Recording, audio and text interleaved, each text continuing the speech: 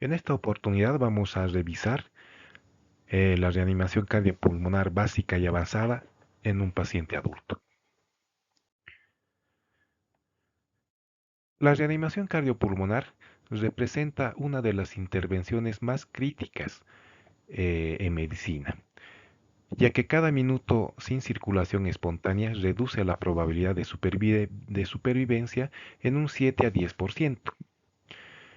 El RCP básico incluye maniobras que cualquier persona entrenada puede realizar, como ser reconocer el paro, activar el sistema de emergencias, iniciar compresiones torácicas de alta calidad y ventilar, si es posible, y por su parte el RCP avanzado, realizado por personal de salud, añade elementos como el monitoreo electrocardiográfico, la desfibrilación, el uso de fármacos y manejo avanzado de la vía aérea.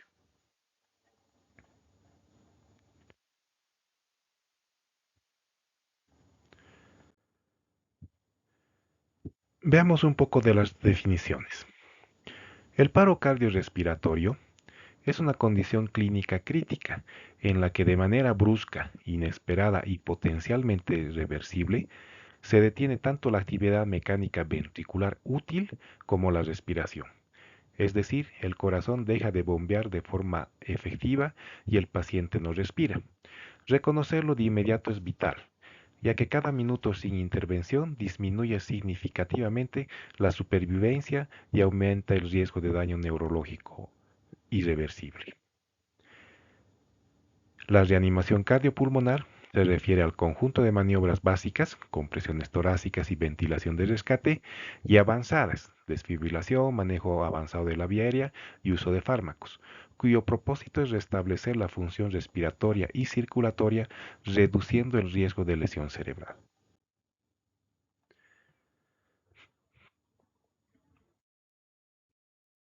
En el gráfico se observa que la probabilidad de sobrevida cae de manera abrupta a medida que pasan los minutos sin iniciar RCP. En los primeros 4 minutos, si se inicia RCP y la tensión avanzada llega antes de los 8 minutos, la tasa de supervivencia puede alcanzar hasta un 43%. Sin embargo, si la RCP se retrasa más de 8 minutos y el soporte avanzado llega después de los 16 minutos, la sobrevida se aproxima a cero. Este esquema refuerza un principio fundamental. El tiempo es vida en RCP. Cada minuto de demora en iniciar maniobras básicas disminuye la supervivencia entre un 7 y 10%. Empecemos. La cadena de supervivencia es un concepto fundamental en el manejo de paro cardiorrespiratorio, tanto en el ámbito intrahospitalario como extrahospitalario.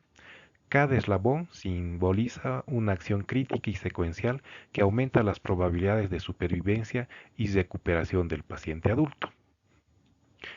Es así que en el paro cardiorrespiratorio intrahospitalario, el primer eslabón es el reconocimiento y la prevención temprana. Esto consiste en identificar pacientes en riesgo de deterioro para prevenir el paro. Activación del sistema de emergencias internas, que significa llamar al equipo de respuesta rápida. El siguiente eslabón, una RCP de alta calidad, que son las compresiones torácicas efectivas y ventilaciones adecuadas. Posteriormente viene la desfibrilación temprana, que se refiere al uso de un desfibrilador en ritmos desfibrilables. Y los cuidados post-paro cardíaco, que incluye el manejo avanzado en la unidad de cuidados intensivos, el control de temperatura y el soporte hemodinámico. Y finalmente la recuperación, que se refiere a la rehabilitación física, neurológica y psicológica del paciente. En la cadena de abajo podemos observar los eslabones que conforman el paro cardiorrespiratorio extrahospitalario, que empieza con una activación de emergencias, que significa llamar al servicio prehospitalario lo antes posible, una RCP de alta calidad, realizada por los testigos o personal de salud entrenado, la desfibrilación temprana, que es el uso de un desfibrilador externo automático disponible en lugares públicos, el soporte vital avanzado, atendido por el equipo prehospitalario con medicamentos y manejo avanzado de la vía aérea, y los cuidados postparo cardíaco y recuperación, que es igual que en el entorno hospitalario. Una RCP de alta calidad y la desfibrilación temprana son los pilares que sostienen la sobrevida inicial, mientras que los cuidados post-paro y la recuperación garantizan la calidad de vida a largo plazo. ¿Cómo reconocemos un paro cardiorrespiratorio? Es un punto crítico en la cadena de supervivencia que determina la eficacia de la reanimación cardiopulmonar básica y avanzada. Entonces, primero tenemos que verificar el estado de conciencia. Esta se realiza mediante estímulos verbales y físicos, como sacudir suavemente, hablar fuerte, preguntar si se encuentra bien. Un paciente inconsciente que no responde debe considerarse en riesgo de un paro cardiorrespiratorio. Hay que verificar la función respiratoria. Aquí podemos aplicar la técnica MES, que significa mirar, escuchar, sentir, mirar si hay movimientos torácicos, escuchar ruidos respiratorios y sentir el flujo de aire. Es importante reconocer la respiración agónica o boqueo, que no debe confundirse con una respiración efectiva. Y finalmente verificar el pulso central, ya sea carotidio o femoral. La búsqueda del pulso no debe exceder los 10 segundos. Si no se detecta pulso o hay duda, debe iniciarse la RCP de inmediato. La identificación rápida del paro cardiorrespiratorio es el primer eslabón de la cadena de supervivencia. Cada segundo de demora disminuye la probabilidad de sobrevida. Por ello, el reconocimiento precoz, seguido del inicio inmediato de la RCP de alta calidad, es lo que marca la diferencia entre la vida y la muerte. Desde el punto de vista fisiopatológico, existen tres fases del paro cardíaco. La fase eléctrica, que va del minuto 0 a los 4 minutos. En este periodo inicial, el miocardio aún cuenta con reservas de oxígeno y glucosa. La intervención más eficaz es la desfibrilación precoz, ya que las arritmias más frecuentes son la fibrilación ventricular y la taquicardia ventricular sin pulso, y estas son reversibles en este momento. Aquí la probabilidad de éxito de la RCP es máxima si se actúa rápido. Posteriormente viene la fase circulatoria, que va de los 4 minutos a 10 minutos. En esta fase el corazón cambia a metabolismo anaerobio, disminuye la eficacia eléctrica y aumenta la acidosis. La intervención más importante es iniciar RCP de alta calidad, o sea, compresiones torácicas más ventilación adecuada, que permite mantener cierto flujo sanguíneo y oxigenación hasta lograr la desfibrilación o soporte avanzado. Finalmente tenemos a la fase metabólica, que va más de 10 minutos. En esta fase se producen daños celulares irreversibles, como ser edema, ruptura y muerte celular. La probabilidad de éxito disminuye drásticamente, incluso con maniobras avanzadas, y aumenta el riesgo de daño neurológico severo. Existen causas reversibles de un paro cardiorrespiratorio. Durante un paro cardiorrespiratorio, además de realizar maniobras de RCP de alta calidad, es fundamental identificar y tratar las causas potencialmente reversibles, ya que su corrección puede significar la diferencia entre el éxito o el fracaso de la reanimación. Es así que tenemos las 5 Hs y las 5 Ts como una especie de memo técnico para recordarlas. En las 5 Hs, hipovolemia. Es la causa frecuente de la actividad eléctrica sin pulso. Hay que corregir con líquidos y control de la hemorragia. La hipoxia, la más común. Hay que asegurar la vía aérea y una adecuada oxigenación. Hidrogeniones se refiere a una acidosis. Suele deberse especialmente a la acidosis metabólica o respiratoria. Se maneja con ventilación y en casos graves con bicarbonato. La hipo o hiperpotasemia, que son trastornos electrolíticos que alteran la conducción cardíaca, requieren corrección específica, calcio, insulina, glucosa, bicarbonato o reposición de potasio según el caso. Y la hipotermia, que enlentece el metabolismo, se maneja con recalentamiento progresivo.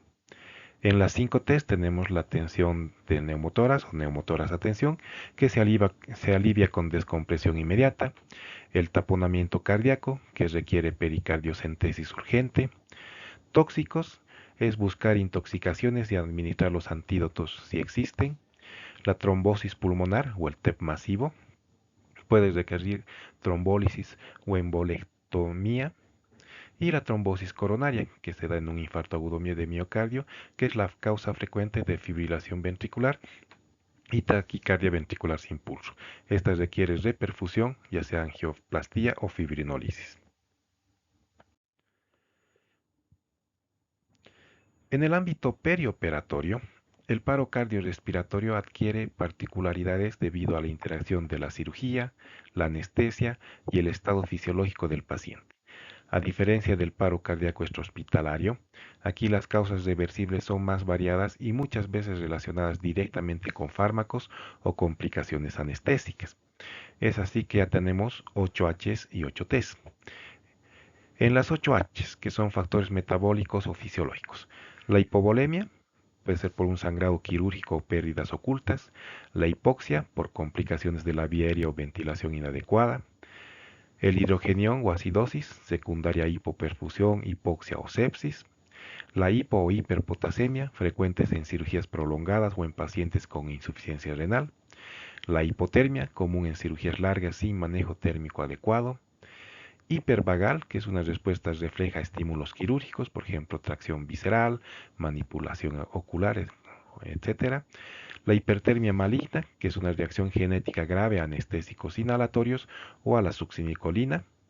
Y la hipoglucemia, que es el riesgo en pacientes diabéticos o en ayunos prolongados. En relación a las 8T, que son factores mecánicos tóxicos o trombóticos, tenemos el neumotórax a tensión, que puede ser una complicación de un barotrauma o procedimientos torácicos. El taponamiento cardíaco, posible en cirugías cardiotorácicas o trauma. Tóxicos, que se refieren en este caso a sobredosis de anestésicos u otros fármacos perioperatorios. Trombosis pulmonar, riesgo aumentado en pacientes inmovilizados. Trombosis coronaria, frecuente en pacientes con cardiopatía previa. QT prolongado, inducido por anestésicos o electrolitos. Hipertensión pulmonar, descompresión en pacientes con patología previa, ¿no? Y la toxicidad por anestésicos locales, que es una complicación de los bloqueos regionales.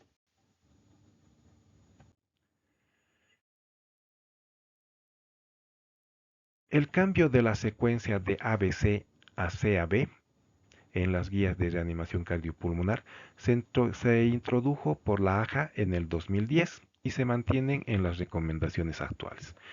¿Qué es lo que motivó al cambio? Un énfasis en la circulación. La mayoría de los paros cardiorrespiratorios en adultos son de origen cardíaco, ejemplo la fibrilación ventricular o la taquicardia ventricular sin pulso. En estos casos lo más importante es restablecer la perfusión coronaria y cerebral rápidamente mediante compresiones torácicas eficaces.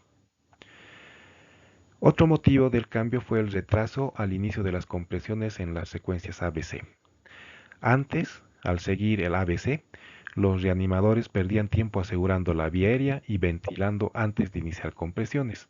Esto generaba una demora crítica en la perfusión, reduciendo la probabilidad de supervivencia. Otro motivo del cambio fue las reservas de oxígeno en el organismo. En los primeros minutos tras el paro, el organismo aún dispone de oxígeno residual en sangre y en pulmones. Lo limitante no es tanto la oxigenación, sino la ausencia de flujo sanguíneo que lo transporte a cerebro y a corazón. Y por último, las compresiones torácicas tempranas mejoran la supervivencia.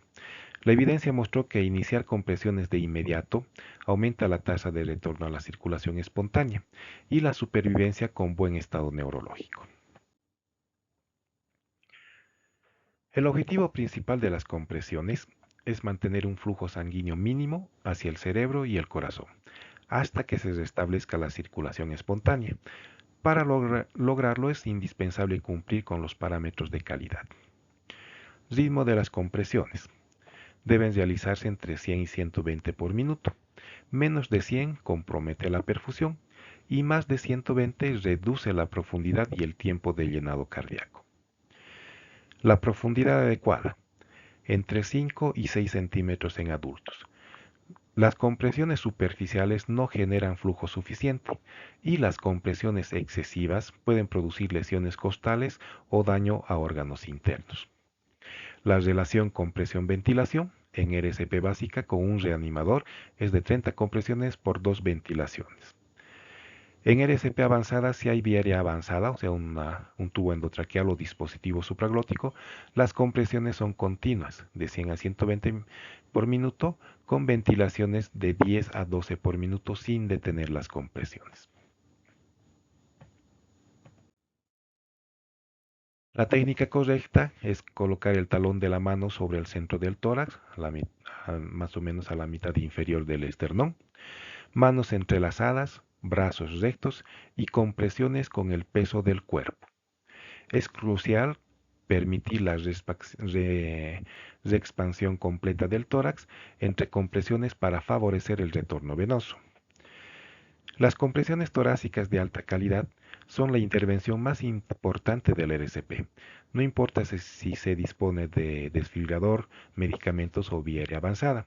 Si las compresiones no se realizan con la frecuencia, profundidad y técnica correctas, la probabilidad de supervivencia disminuye drásticamente. Veamos en la vía aérea. Las maniobras de liberación de la vía aérea, tenemos que recordar que en un paro cardiorrespiratorio, la obstrucción de la vía aérea por la caída de la lengua o relajación muscular es un obstáculo crítico que impide una ventilación eficaz. De tal manera que podemos utilizar las siguientes maniobras. La maniobra frente al mentón o de Rubén es la más utilizada en el ámbito prehospitalario y en RCP básica. Consiste en colocar una mano sobre la frente y la otra en el mentón, extendiendo suavemente la cabeza para abrir la vía aérea. Está contraindicada en sospecha de trauma cervical, ya que puede agravar una lesión medular. La subluxación mandibular está indicada especialmente en trauma cuando se sospecha de lesión cervical. Consiste en adelantar la mandíbula aplicando presión desde el ángulo mandibular hacia adelante sin movilizar el cuello. Es muy útil en anestesia y en RCP avanzada cuando se ventila con bolsa, válvula, mascarilla. La triple maniobra de Zafar combina la extensión de la cabeza, elevación del mentón y apertura de la boca. Se utiliza cuando se requiere un máximo de apertura de la vía aérea, generalmente en RCP avanzada. En RCP, la vía aérea permeable es esencial para que las ventilaciones sean efectivas. En el contexto básico, la maniobra frente-mentón es suficiente para la mayoría de los casos. En el contexto avanzado, especialmente ante sospecha de trauma, la subluxación mandibular es la maniobra preferida. Veamos los aspectos referidos a respiración. En RCP básico, la ventilación boca a boca, que se puede observar en la parte superior izquierda de la pantalla, es una ventilación de rescate mediante el método boca a boca, ¿no? Es una técnica sencilla que no requiere equipamiento, utilizada cuando no se dispone de dispositivos médicos. Deben realizarse con una correcta apertura de la vía aérea y sellado de la boca del reanimador sobre la del paciente. Se administra una ventilación de 1 segundo, asegurando la elevación del tórax visible. Asumimos de que en los próximos protocolos ya va a estar prácticamente contraindicada esta maniobra por el riesgo de infecciones que uno puede adquirir. La ventilación la ventilación bolsa, válvula, mascarilla, que se puede observar en la imagen de la derecha,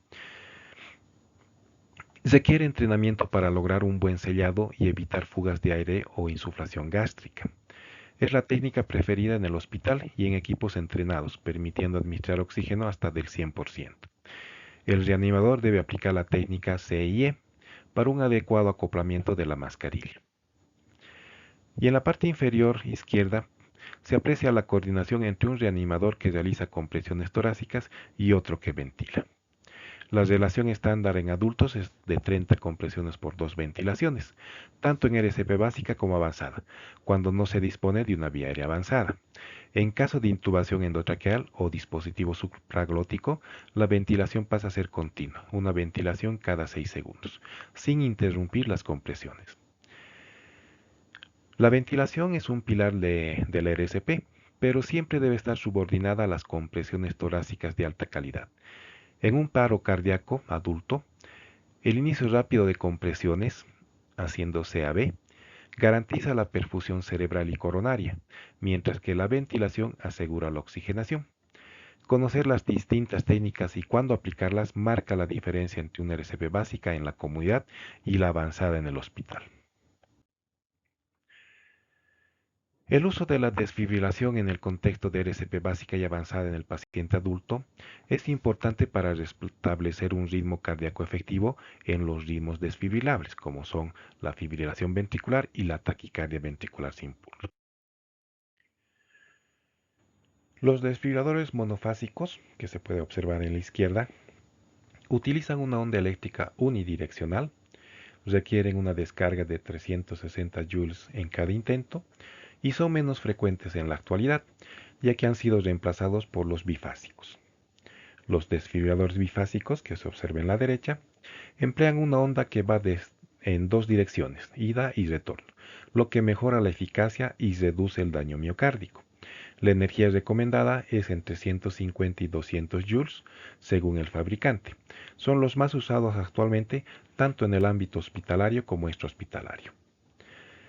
Algunos aspectos claves del RCP. Durante la desfibrilación, las compresiones torácicas deben suspenderse lo mínimo indispensable, únicamente para analizar el ritmo y aplicar la descarga. La interrupción prolongada disminuye drásticamente la perfusión cerebral y coronaria, reduciendo la probabilidad de éxito. En la RCP básica, el reanimador lego o profesional entrenado puede utilizar un DEA, que es un desfibrilador externo automático, que guía paso a paso y administra la descarga cuando detecta un ritmo desfibrilable. En la RCP avanzada, el personal de salud utiliza desfibriladores manuales bifásicos, seleccionando la energía y sincronizando las maniobras de soporte vital. En conclusión, la desfibrilación temprana es la intervención más efectiva para revertir ritmos desfibrilables, siempre integrada a una secuencia de RCP de alta calidad, minimizando las pausas en las compresiones torácicas. Aquí podemos observar los ritmos desfibrilables y no desfibrilables, ¿no? Teniendo como los no desfibrilables a la actividad eléctrica sin pulso y a la sistolia. Y como ritmos desfibrilables a la taquicardia ventricular sin pulso y la fibrilación ventricular. Cuando nos referimos a una RCP de alta calidad, estamos hablando de que la frecuencia de compresiones debe ser entre 100 y 120 por minuto. Mantener este ritmo es crucial para garantizar un gasto cardíaco efectivo durante el paro. Una frecuencia menor reduce la perfusión cerebral y coronaria, mientras que una mayor puede impedir el llenado ventricular adecuado. La profundidad adecuada debe ser de 5 a 6 centímetros, suficiente para generar un flujo sanguíneo eficaz. Superar los 6 centímetros aumenta el riesgo de fracturas costales y lesiones internas. Permitir la respiración torácica completa. Es esencial liberar la presión tras cada compresión, evitando el fenómeno de autopip. La reexpansión adecuada favorece al retorno venoso y la perfusión coronaria. Y mínimas interrupciones. Cada pausa disminuye la presión de perfusión coronaria y reduce la probabilidad de éxito en la desfibrilación. Por eso las interrupciones deben ser solo las necesarias para analizar el ritmo, para desfibrilar o para hacer un manejo avanzado de la vía aérea. En la RCP básica, estos principios deben ser aplicados por cualquier reanimador, incluso sin equipo avanzado. Y en la RCP avanzada se complementan con monitorización, desfibrilación y administración de fármacos, pero siempre manteniendo el énfasis en las compresiones de calidad como pilar central. En resumen, una RCP de alta calidad es la intervención más determinante en la supervivencia del paciente en paro cardiorrespiratorio.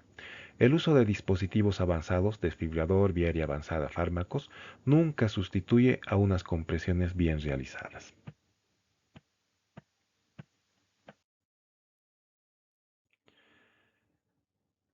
Como ustedes conocen, a partir del 2020, la AJA ha publicado el algoritmo de soporte vital básico y de soporte vital avanzado, ¿sí? Y este algoritmo constituye la secuencia ordenada de acciones para reconocer y tratar un paro cardiorrespiratorio. Podemos ver en el paso 1 la seguridad de la escena. Antes de iniciar es fundamental confirmar que el entorno sea seguro para el reanimador y para la víctima. En el paso 2 es la evaluación inicial. Hay que valorar la respuesta de la víctima, la conciencia, y activar el sistema de emergencias. Buscar un DEA, ya que la desfibrilación precoz es determinante en la supervivencia, como habíamos comentado con anterioridad. En el paso 3 nos referimos a la valoración rápida de la respiración y pulso. Se debe hacer en un máximo de 10 segundos. Si no respira o solo presenta un gasping y no hay pulso, hay que iniciar la RCP. Si respira normalmente pero no tiene pulso, hay que hacer una ventilación asistida.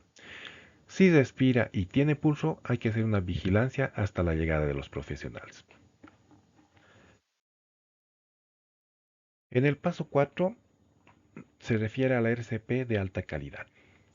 Ciclos de 30 compresiones por 2 ventilaciones, la profundidad de 5 a 6 centímetros, frecuencia de 100 a 120, permitir expansión torácica y el uso de DEA tan pronto como esté disponible. En los pasos 6, 7 y 8, que se refiere a desfibrilación, cuando llega la DEA hay que analizar el ritmo. Si es desfibrilable, como en el caso de una fibrilación ventricular y taquicardia ventricular sin pulso, se administra la descarga y se continúa con RCP inmediatamente.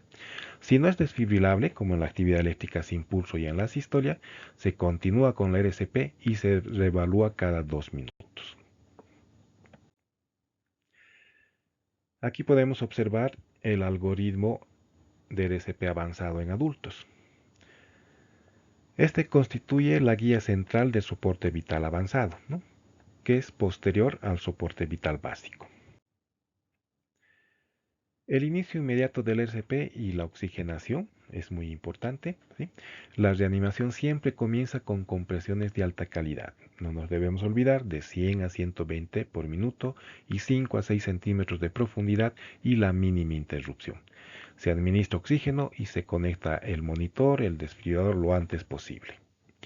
La diferenciación de ritmos entre ritmos desfibrilables, nuevamente repetimos, como la fibrilación ventricular y la taquicardia ventricular sin pulso, y ritmos no desfibrilables como la sistolia y la actividad eléctrica sin pulso. Esta clasificación guía todo el manejo. El manejo de los ritmos desfibrilables: se administra una descarga eléctrica precoz, se continúa con 2 minutos de RCP tras cada descarga sin retrasos, se administra adrenalina 1 miligramo cada 3 a 5 minutos y se considera antiarrítmicos como la miodarona, 300 miligramos y bembolo, seguido de 150 si persiste, o de lidocaína.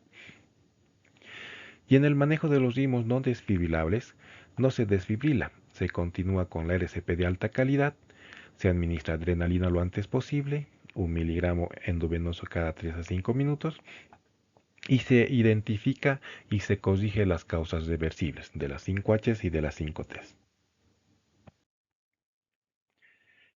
El acceso a la vía aérea avanzada: hay que obtener un acceso endovenoso o intraóseo. Hay que considerar la intubación orotraqueal o la colocación de dispositivos supraglóticos, siempre asegurando que las compresiones no se interrumpan. Hay que monitorizar con capnografía, que sirve como marcador de calidad de RCP y de pronóstico. Y hay que hacer una evaluación continua, reevaluar el ritmo cada 2 minutos. Si hay retorno de la circulación espontánea, pasar a cuidados post-paro, que es oxigenación, control de temperatura, hemodinamia, búsqueda de causa y pronóstico neurológico. Si el soporte vital básico, que se refiere a las compresiones, ventilaciones y el DEA, es la primera intervención inmediata accesible a cualquier persona entrenada. Y el soporte vital avanzado añade monitorización, fármacos, manejo avanzado de la vía aérea y análisis de las causas. Ambos forman un continuo que busca no solo recuperar la circulación, sino también garantizar la supervivencia neurológica. En resumen, estos algoritmos enfatizan que el éxito en la reanimación depende de las compresiones de alta calidad más desfibrilación temprana, en fibrilación ventricular y taquicardia ventricular sin pulso, y en adrenalina precoz más búsqueda de causas reversibles en asistolia y en actividad eléctrica sin pulso. Gracias.